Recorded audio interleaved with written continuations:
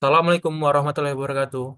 Perkenalkan, nama saya Muhammad Raihan Zaki Saputra dengan NIM 221410026. Di sini saya akan menjelaskan tentang Facies Classification Using Report Vector Machine dengan mata kuliah Praktik Artificial Intelligence Migas. Di sini saya akan menjelaskan tentang Facies Classification Using Report Vector Machine yang diampu oleh Bapak Arya Dwi Chandra. Oke, di sini klasifikasi Facies merupakan salah satu tugas terpenting yang dikerjakan oleh para ahli petrofisik dalam proyek-proyek pengembangan eksplorasi migas. Facies di sedimen mencerminkan kondisi fisik, kimia, dan biologi yang tertentu dialami oleh unit tersebut selama proses sedimentasi. Untuk mempelajari basis ini, diperlukan sampel batuan dalam penelitian dipraktekkan algoritma machine learning (SPM) untuk memprediksikan basis dari data log sumur. Data understanding dan wrangling. Data pelatihan yang disimpan dalam format CSV berisi 5 pengukuran wireline logging, 2 indikator, dan label basis. Dalam interval setengah kaki feet. Dalam terminologi pembelajaran mesin, setiap pengukuran log adalah vektor fitur yang memetakan sekumpulan fitur ukuran log ke sebuah kelas. Oke, yang pertama ini coba kita untuk ngodingannya kita coba lakukan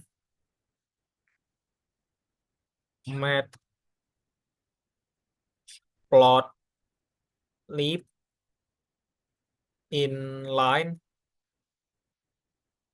Oke, tadi udah saya coba juga di pengkodingan sebelumnya untuk memastikan bahwa data yang saya pakai ini tidak error. Oke, coba kita run. Untuk di run tidak ada masalah dan tidak terjadi error. Dilanjutkan dengan penginputan kembali pengkodingannya. Oke, seperti itu. Coba kita run. Di sini kita mendapatkan data facies formation, well name, depth, GR, dan lain-lainnya. Oke, selanjutnya dari reservoir karbon ini terdapat 9 sumur dengan 4.149 rows. Contoh yang dengan 11 kolom. Oke, dilanjutkan lagi dengan training data, well name, well formation sama dan data lain-lainnya. Coba kita masukkan penginputannya. Oke, di sini udah muncul nama-nama dari 10 sumur training ini. Ini berikut nama-namanya. Oke, dilanjutkan dengan penginputan kembali buat pengkodingan. Diketik dengan ini saya lakukan ini karena sudah saya tag berapa kali video ini terjadi banyak error. Jadi ini udah dari penyempurnaan. Oke, selanjutnya untuk training data scribe dicoba di run lagi kembali aman, tidak terjadi apa namanya itu error. Ini adalah tampilan cepat dari distribusi static variable input.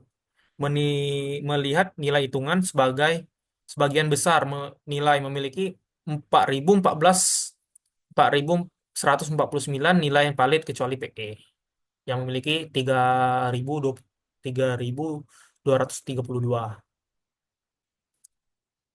Dilanjutkan dengan pengkodingan selanjutnya untuk untuk lihat dari data masing-masing sumur dalam bentuk plot log yang lebih familiar. Ini seperti ini, tidak terjadi error, dan dilanjutkan dengan pengkodingan kembali. Oke, dengan itu di run, aman, tidak terjadi error data.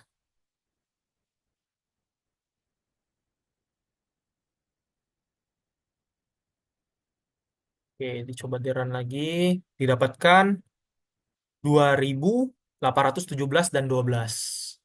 Dilanjutkan lagi untuk pengkodingannya.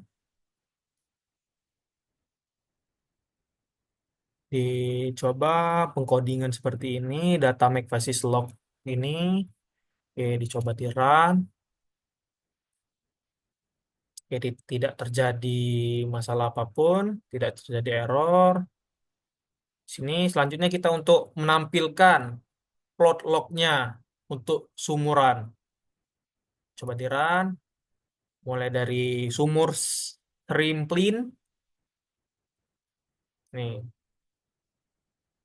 kita dapat melihat bagaimana berbagai fasies yang dimiliki oleh seluruh set pelatihan. Dari plot diagram ini, contoh pelatihan untuk setiap kelas fasies. Lanjutkan lagi seperti biasa untuk pengkodingan selanjutnya untuk mendapatkan data SS, CIS, FSIS, SISH, MS, WS, dan lain-lainnya. Seperti Fasies distribusi in dataset. Nah, data distribusi ini, contoh berdasarkan Fasies untuk contoh-contoh dalam training set. Dolomite Fasies 7, yang memiliki jumlah contoh paling sedikit dari 81 contoh. Oke, selanjutnya dilakukan pengkodingan seperti ini. Set plot display setting to change back to when done polyloading.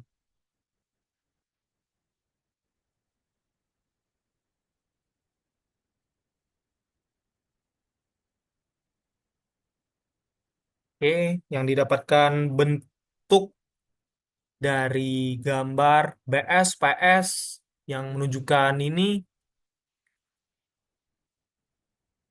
Oke, dan lanjutkan lagi dengan pengkodingan lagi.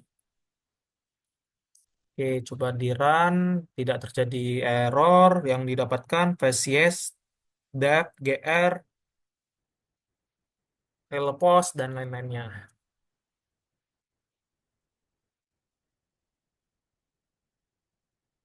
Selanjutnya dilakukan pengkodingan lagi dan di run, tampaknya korelasi terbaik dari label target ini dimiliki oleh faktor geologi NM underscore M dengan kesepakatan 86% PE yang merupakan alat pencatat litologi menunjukkan 70%.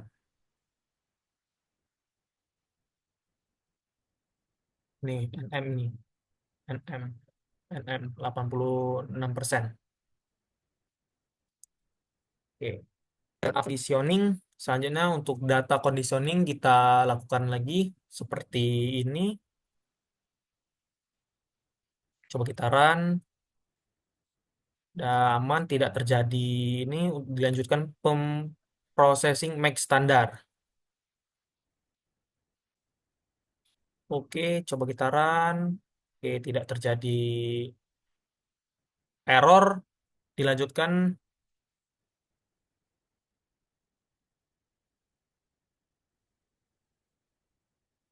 processing data split. Nih, seperti ini. Coba kita run, tidak terjadi masalah apapun karena sebelumnya sudah saya coba di Jupyter sebelumnya. Untuk selanjutnya modeling. Terdapat beberapa jenis pendekatan yang dapat digunakan untuk klasifikasi fasies. Pertama ini training the SPM classifier. Oke.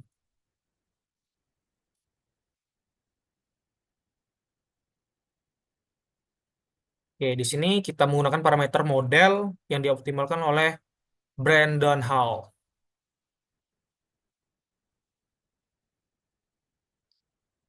Selanjutnya kita lakukan lagi SPM model fit extrain extrain. Ini adalah Jupyter environment dari SPC sama dengan C sama dengan 10 dan gamma sama dengan 1. Setelah model yang sesuai, kita dapat memprediksi hasilnya dengan data yang diuji.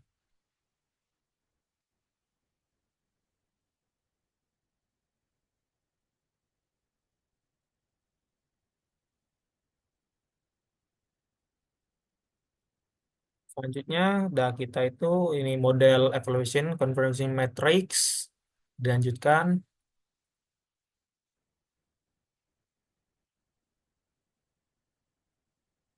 Kemudian aman, tidak terjadi kendala untuk matriks keracunan memiliki baris dan kolom.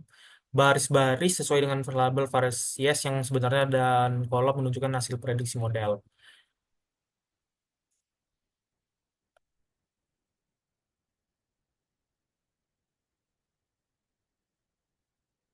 Oke, dilanjutkan dengan pengkodingan, didapatkan SPM J-card index di 0,598 dan SPM status score di 0,746.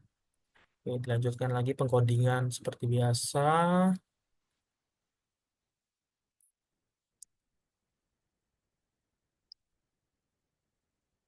Bediran untuk modeling tipe G-card indexnya udah keluar nih, aman. Terus selanjutnya applying the classification model to blind data.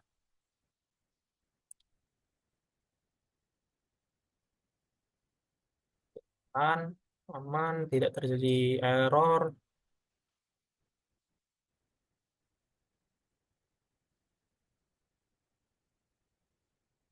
Lagi,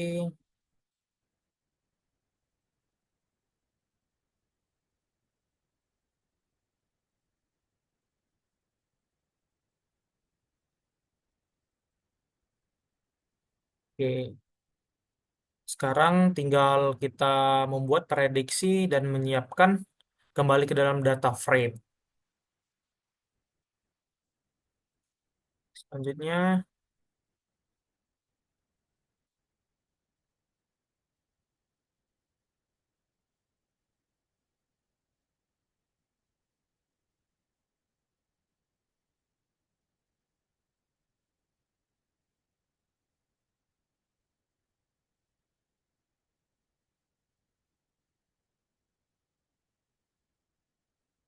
ya masih dilakukan pengkodingan lebih lanjut.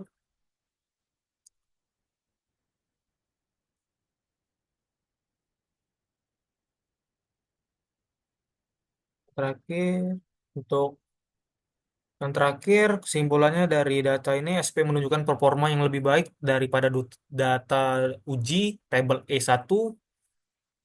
Terus ketika menguji model dengan data baru, blind well, performa model menurun. Terus yang ketiga ini, hal ini dapat dikaitkan dengan kekurangan data jika kita melihat data sesama penampang terakhir yang menunjukkan keluar model dibandingkan dengan distribusi fases yang sebenarnya SSC, SIS, dan FIS. IS berkorelasi dengan baik. PS memiliki kesesuaian yang lebih baik berikutnya dengan data real BS dan D menunjukkan korelasi yang paling lemah dengan distribusi fasis yang sebenarnya. Tren yang disebutkan di atas sesuai dengan frekuensi sampel data yang ditunjukkan pada langkah pertama di perakahan data diagram batang. Fasies dapat diprediksi lebih baik jika sampel yang dicukupkan seperti itu.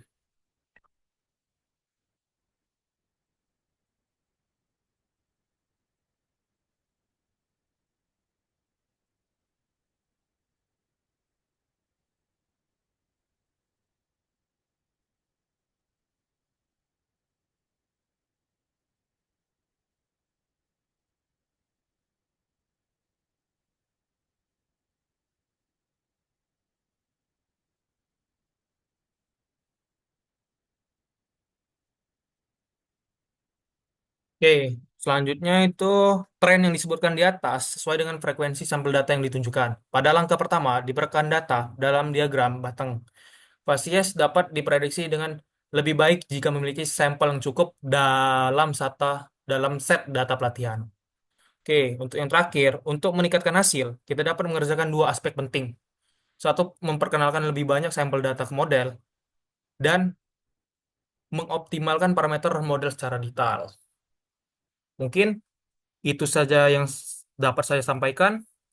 Mungkin dari penjelasan ini masih banyak yang salah. Atas penginputan coding ini, saya minta maaf. Sekian dari saya. Wassalamualaikum warahmatullahi wabarakatuh.